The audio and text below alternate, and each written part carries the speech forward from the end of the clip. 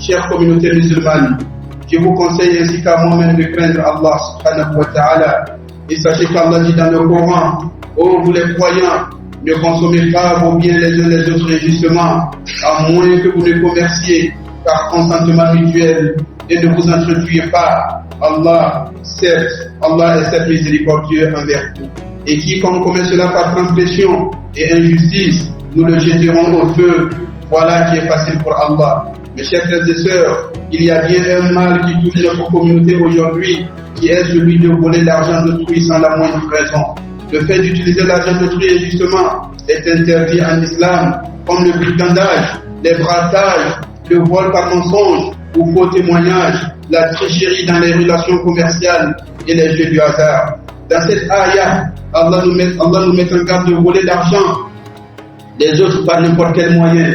Parmi ces choses interdites, parmi ces moyens interdits, on doit mentionner aujourd'hui les jeux du hasard, comme le loto, le TRC, le PMU, le poker, le 1xBet ou l'envoi de SMS pour les jeux télévisés. Mes chers frères et sœurs, les jeux du hasard sont interdits par Allah, ton Créateur, qui dit: ô vous les croyants, le vin, les jeux du hasard, les statues, les augures ne sont qu'une impureté parmi les œuvres du diable, écartez-vous-en afin que vous réussissiez.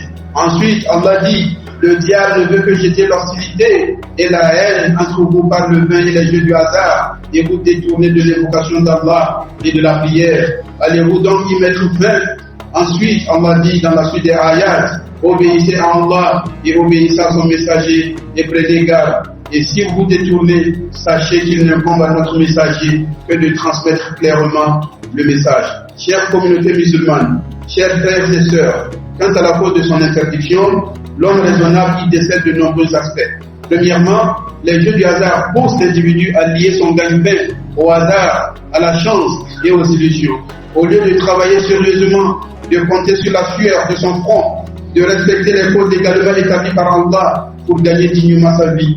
Allah veut du musulman qu'il gagne sa vie dignement, licitement, dans les règles et par toutes sortes de métiers bénéfiques. Et deuxièmement, les jeux du hasard sont un moyen de détruire les foyers et les plus heureux, de détourner des biens par des détours interdits, d'appauvrir des familles qui étaient riches auparavant et de rabaisser des gens qui étaient nobles.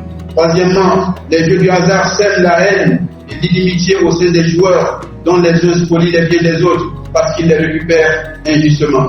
Quatrièmement, les jeux du hasard détournent les gens de la prière et du zikr, de l'évocation d'Allah, et inspirent aux joueurs les pires comportements et les plus basses pulsions. Cinquièmement, les jeux du hasard constituent une action pécheresse qui dévore votre temps et vos efforts et habitue les gens à la mollesse, à la fainéantise, à la paresse et paralyse la production d'un pays ou d'une société. Et sixièmement, mes chers frères et sœurs, les jeux du hasard poussent au crime, car le joueur tombé en faillite utilise pour gagner de l'argent tous les moyens, y compris le vol, l'usurpation, la corruption, le détournement, waliyadu billah. Septièmement, mes chers frères et sœurs, les jeux du hasard angoissent, provoquent la maladie et la dépendance, détruisent les nerfs, suscitent la jalousie et poussent souvent au crime, ou au suicide, ou à la folie, ou à une maladie incurable.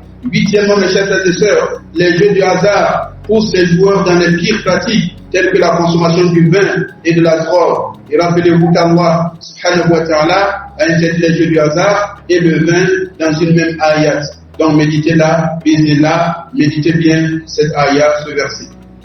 Et l'ambiance qui entoure les jeux est caractérisée par la faiblesse de la lumière, la propagation de la fumée des cigares, comme autour d'une table du poker, ou comme aussi dans les bars, les maquis et les boîtes de nuit, waliyazoubillah, ainsi qu'un murmure incessant. Les passionnés se faufilent pour accéder aux salles de jeu, comme s'ils cherchaient à échapper à la justice. Ils y entrent avec méfiance et hésitation, et ils se rassemblent autour d'une table verte et respirent fébrilement. Et leur cœur fléchit, palpite. Ils sont supposés être des camarades dans le jeu, mais ils sont en réalité de véritables ennemis, car chacun guette l'autre et cherche à gagner et à dévorer à son détriment l'argent de l'autre et au détriment de ses enfants et de sa famille.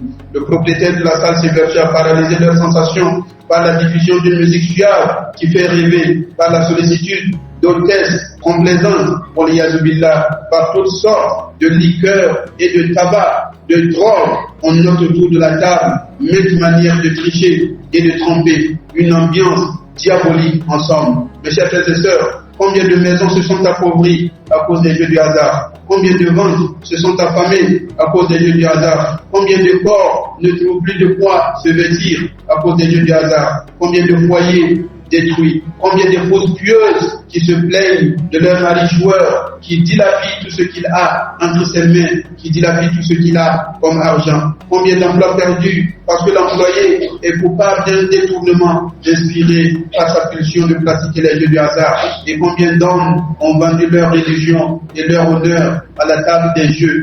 Les jeux du hasard détruisent tout, mes chers frères et sœurs, car même si le but est l'acquisition de l'argent facile, ces jeux sont toujours accompagnés de consommation de vin, de drogue, de tabac et de mauvaise fréquentation dans les bars ou autres, d'obscurité, d'ambiguïté, de tricherie, de haine, de jalousie, de ruse infâme et de pièges machiavéliques, de détournement et toutes sortes de vices, qu'Allah nous préserve, mes chers frères et sœurs. Voici donc un résumé du mal que peuvent causer les jeux du hasard sur la personne et la société. Ajoute à cela que le joueur ne donne pas à son Seigneur son plein droit à l'obéissance et à l'adoration. Il ne donne pas le plein droit à ses enfants, à son épouse et à sa famille. Il n'y a pas de doute que lorsque cette maladie, car c'est bel et bien une maladie, mes chers frères et sœurs, il n'y a pas de doute que lorsque cette maladie pénètre le cœur et le corps d'une personne, elle n'hésiterait pas à vendre tous ses biens, sa religion, sa foi, son honneur pour assouvir ses pulsions, sauf ce qu'Allah épargne, bismillah. Et ce grand péché, car ça n'est un, mes chers frères et sœurs, c'est bel et bien un grand péché. Ce grand péché bestialise l'être humain, le rend comme une bête, comme un animal. C'est ainsi que le joueur invétéré n'a plus de comportement, n'a plus de personnalité, n'a plus de religion bien appliquée. Cette personne vendra tout pour jouer, même sa famille et son honneur. Les joueurs ne cessent de s'endetter et n'hésitent pas à priver la nourriture de la bouche de leurs propres enfants. Mes chers frères et sœurs, les seuls gagnants là-dedans, c'est l'insidieux qui dévore votre argent et qui répand son mal sur les gens.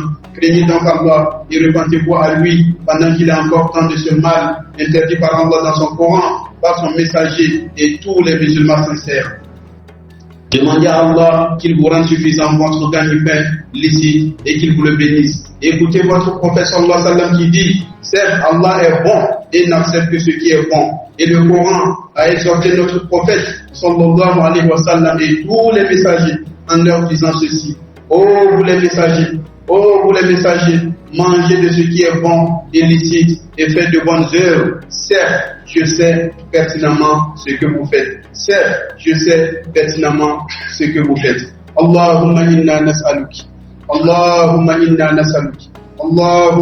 nas'aluka malan halala wa rizqan tayyiba wa amalan mutaqabbala wa qalban khashi'a wa lisanan zakira bi rahmatika ya arhamar rahimin. يا عباد الله رحمني الله وإياكم أن من أفضل الأعمال وأجلاها وأزكاها وعلاها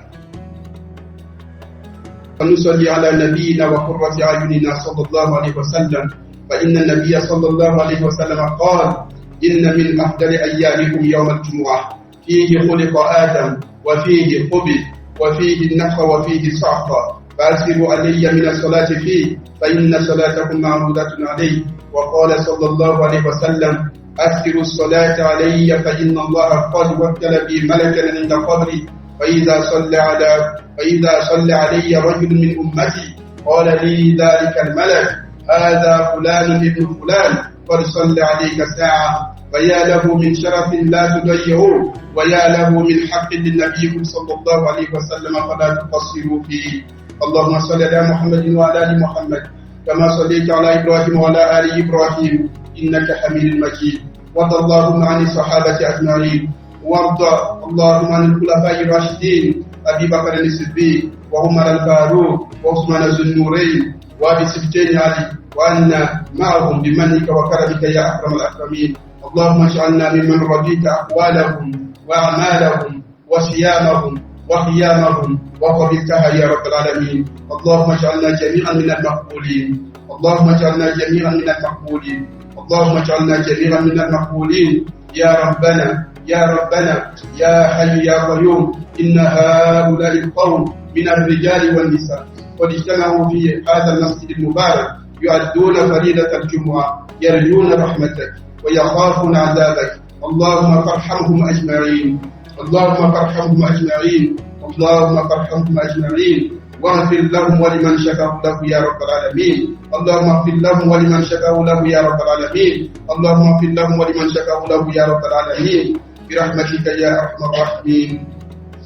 اللهم يا حي يا قيوم، من كان منهم محمونا ففرج همه يا رب العالمين، ومن كان منهم مكروبا فنفس كربه يا رب العالمين، ومن كان منهم مدينا فاقض عنه دينه يا رب العالمين، ومن كانت له حاجة فآته حاجة وأجب سؤله يا رب العالمين.